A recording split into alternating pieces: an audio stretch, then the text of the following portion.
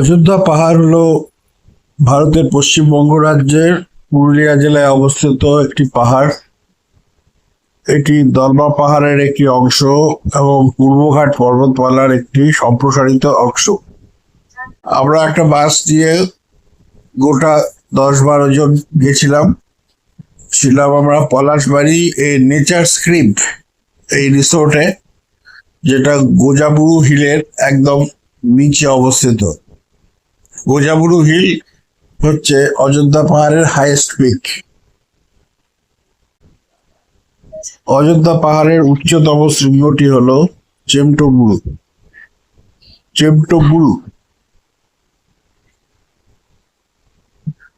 সাপ্তাহিক ট্যুর এখানে করাই যায়। কলকাতা থেকে মাত্র 6 ঘন্টার জার্নি অযোধ্যা হিলে পৌঁছতে, বাই রোড অথবা by train. Ayodhya tourist spot বলতে Bamni falls, marble lake, upper dam, lower dam, Sitakund, Pakhi Pahar এবং ময়ূরী পাহাড়। এছাড়া যারা ট্রেকিং উৎসাহিত তারা ট্রেকিং করতে পারেন। পলাশবাড়ির নেচার স্ক্রিপ্ট রিসোর্টটি তেলিয়াসি বলে একটি গ্রামে অবস্থিত। অযোধ্যা পাহাড় ছাড়া এখানে ময়ূর পাহাড়, যা অযোধ্যা পাহাড়ের একটি সম্প্রসারণ, সেটা দেখা যায়। এখনো অনেকেই ভাবে যে এই পাহাড়কে ময়ূর পাহাড় কেন বলা হয়। অ্যাকচুয়ালি এই স্থানটি একসময় ময়ূরের বিচরণের জন্য বিখ্যাত ছিল। আপনি যদি ভাগ্যবান হন তবে একটি আধটি ময়ূর এখনো দেখতে পাবেন। ময়ূর পাহাড়ে একটি প্রাচীন গুহা রয়েছে যা খুবই সুন্দর, নাম যোগিনী গুহা। এই যোগিনী গুহাটাও তার সৌন্দর্যের ডালপালা নিয়ে আপনাদের জন্য অপেক্ষা করছে। বাঘমুন্ডি এই পাহাড়ের নিকটস্থ একটি শহর। কংসাবতীর ওপর ড্যাম এখান থেকে দৃশ্যমান, আপার এবং লোয়ার ড্যাম। এই অঞ্চলটি ছোট নাগপুর মালভূমির সবচেয়ে নিচু ধাপ। বাঘমুন্ডি বা অযোধ্যা পাহাড়ের আশেপাশের অঞ্চলটি হলো একটি সম্প্রসারিত মালভূমি। এর কাছাকাছি আর একটি ইন্টারেস্টিং জায়গা আছে, তার নাম বেগুনকোদর। বেগুনকোদর অ্যাকচুয়ালি একটা রেল স্টেশন, যা ভারতীয় রেলওয়ের দক্ষিণ পূর্ব রেলওয়ে জোনের রাঁচি রেলওয়ে বিভাগের একটি রেলওয়ে স্টেশন। এটি ভারতের পশ্চিমবঙ্গ রাজ্যের পুরুলিয়া জেলায় অবস্থিত, ঝালদা শহরের কাছাকাছি। বেগুনকোদর স্টেশনটি 1960 সালে সাঁওতালদের রানী লোচন কুমারী এবং ভারতীয় রেলের যৌথ প্রচেষ্টায় স্থাপন করা হয়েছিল। কিন্তু বেগুনকোদর গ্রামবাসীদের মতে 1967 সালে একজন রেলওয়ে কর্মচারী একজন মহিলার ভূত দেখার কথা জানিয়েছিল এবং গুজব ছিল যে তিনি রেল দুর্ঘটনাতেই মারা গেছে।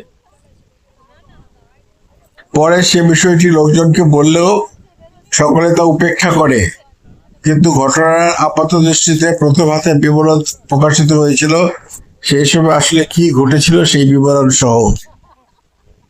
কিন্তু তার থেকেও বড় ঝামেলা শুরু হয় যখন স্টেশন মাস্টার আর তার পরিবারের মৃতদেহ তাদের কোয়ার্টারে পাওয়া যায়।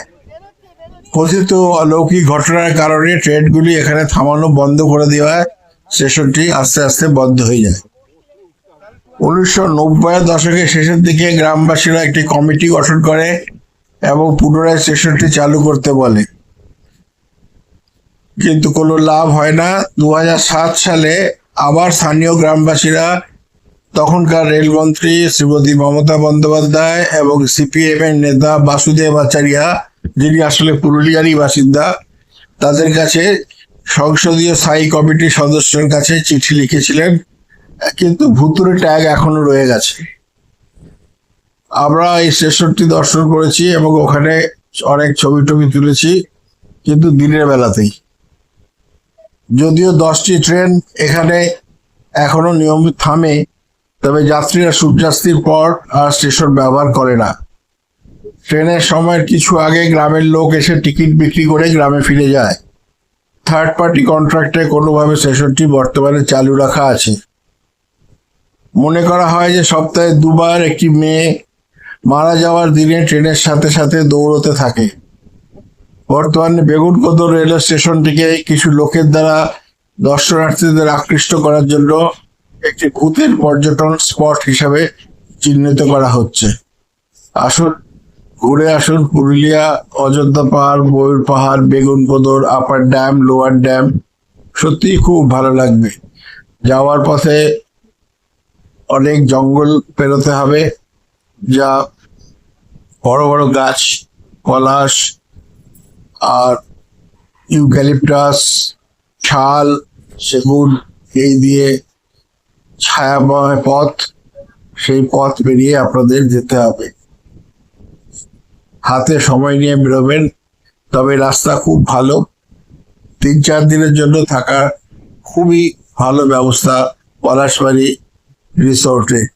পলাশবাড়ি রিসোর্ট যেটা একটু আগে বললাম, নেচার স্ক্রিপ, যেটা পাহাড়ের একদম তলায়, সেখানে থাকা খাওয়া, এবং ওই রিসোর্টের মধ্যেও এত সুন্দর বাগান আছে যেখানে আপনারা এমনি ঘুরে বেড়াতে পারবেন।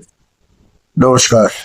সব শুদ্ধ মিলিয়ে আমরা যাওয়ার দিন থেকে যদি ধরি, তাহলে ফেরার দিন অব্দি 3 দিন আমরা পুরুলিয়া এই অযোধ্যা বাঘমুন্ডি এলাকায় ছিলাম রিসোর্টে।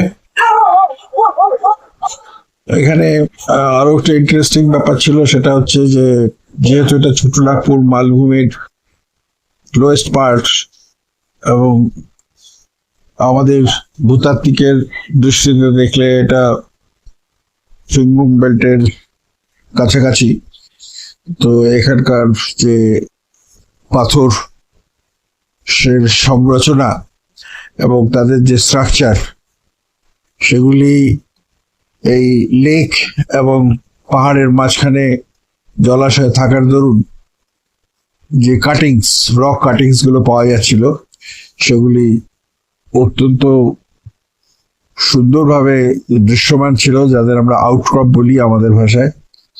তাতে তার আমার অনেক ছবি তুলেছি, এবং সে আউটক্রপের উপর বসে তার যে বিভিন্ন প্রেশার টেম্পারেচারের এফেক্টে তার ভেতরের মেটেরিয়ালস এর যে ফ্লোয়িং টেন্ডেন্সি, তাপ এবং চাপের ফলে, সেগুলো সব দেখা গেছে খুব ভালোভাবে।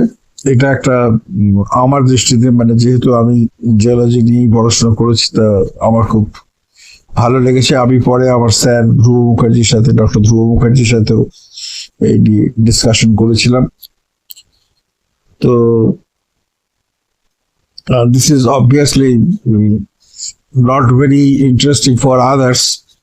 They can just see the exposure and snap the pictures, সেটাই অনেকে করেছি আমরা, কিন্তু আমি আমার দৃষ্টি দিয়ে দেখছিলাম। ফেরার পথে আবার সেই জঙ্গল পেরিয়ে, যখন শালের জঙ্গল, সেগুনের জঙ্গল, ইউক্যালিপটাস পেরিয়ে যখন আমরা ফেরার রাস্তা ধরি, তখন বনলতা বলে মাঝখানে একটা জায়গা আসে, বনলতা হোটেল আছে, সেখানে আমরা সেখানে থামি খাওয়া দাওয়ার জন্য। তো সেখানকার কিছু ছবিও আমি এই ভিডিওতে অ্যাড করেছি। সেখানে রসগোল্লার একটা হাঁড়ি রাখা আছে, রসগোল্লার একটা পাত্র, সেটা আপনাদের দেখানোর জন্য এটাতে অ্যাড করলাম। আর নিঃসন্দেহে এই ট্রিপটা যদি কয়েকজন মিলে যাওয়া যায়, এবং হই হই যারা করতে ভালোবাসে, আমরা অ্যাকচুয়ালি কিছুই ছাড়িনি, যতটুকু আমাদের শরীরে দিয়েছে তার থেকে খানিকটা বেশি আমরা করার চেষ্টা করেছি, যদিও ট্রেকিং সত্যি কিছু আমরা করতে যাইনি। আর কারণ যারা করতে পারতো তাদের কাছে ছোট বাচ্চা ছিল, তাকে ছেড়ে যাওয়া সম্ভব নয়। আর আমরা বাকিরা সব 60 সিনিয়র সিটিজেন। তো একটাই আফসোস যে আমি একটা ভালো স্যাম্পল কালেক্ট করেছিলাম, সেটা বাস থেকে নামানো হয়নি। তো সেটা এই ট্যুরের একটা সম্পদ হতে পারতো আমার জন্য, এবং অনেকদিন মনে রাখার মতো। সেটা আমারই দোষে, আমি মনে করতে পারিনি, ভুলে গেছি নামাতে। সেটা সংগ্রহ করা হলেও হারিয়ে গেল আলটিমেটলি আমার কাছ থেকে। নমস্কার বলার পরেও আবার এই পাঠটা জুড়লাম, তাই নতুন করে সকলকে নমস্কার। দেখুন, দেখে ভালো লাগলে অবশ্যই লাইক দেবেন, লাইক দিলে ভিডিও বানাতে ইচ্ছে হয়। ভালো থাকবেন সকলে।